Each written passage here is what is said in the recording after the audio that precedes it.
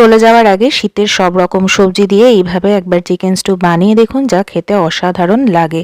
যার জন্য আমি 750 গ্রাম এখানে চিকেন নিয়েছি, যার মধ্যে দিয়ে দিলাম ভিনিগার, নুন, একটু গোলমরিচ গুঁড়া, সামান্য একটু তেল, সবকিছু দিয়ে ম্যারিনেট করে মিনিট রেখে দেবো। এরপর প্রেসার কুকারে 1 চামচ সাদা তেল আর 1 চামচ বাটার নিয়ে গোটা গরম মশলা, গোটা গোলমরিচ আর একটা তেজপাতা দিয়ে 30 সেকেন্ড নাড়াচাড়া করে একটা বড় পেঁয়াজকে এভাবে কুচিয়ে নিয়েছি, সেটাকে একটু লাল করে ভেজে নিয়ে আদা রসুন বাটা দিয়ে কাঁচা গন্ধটা চলে যাওয়া অবধি ভালো করে ভেজে নেব। তারপরে দিয়ে দিলাম আলু, কড়াইশুঁটি, এখানে আমি গাজর নিয়েছি, পেঁপে নিয়েছি, বিনস নিয়েছি, চেরি টমেটো নিয়েছি, লঙ্কা নিয়েছি আর নিয়েছি ধনেপাতা। আপনারা আপনাদের পছন্দ মতো সবজি দেবেন। তারপরে নুন, হলুদ গুঁড়ো, একটু কাশ্মীরি লঙ্কার গুঁড়ো আর গোলমরিচ গুঁড়ো দিয়ে ভালো করে সমস্ত কিছু মিশিয়ে 2-3 মিনিট নাড়াচাড়া করে তারপর ম্যারিনেট করে রাখা চিকেনটা দিয়ে আরও 2-3 মিনিট ভালো করে কষিয়ে নেব।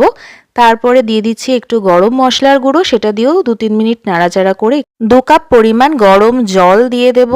তারপরে দিয়ে দিচ্ছি সামান্য একটু বাটার আর একটু গোলমরিচ গুঁড়ো আর উপর থেকে ধনেপাতা দিয়ে তারপর ভালো করে মিশিয়ে মিডিয়াম ফ্লেমে 2 সিটি পর্যন্ত হতে দেব। তারপর পছন্দ মতো ব্রেড নিয়ে বাটার দিয়ে ভালো করে টোস্ট করে তারপর স্টিউর সাথে গরম গরম পরিবেশন করব।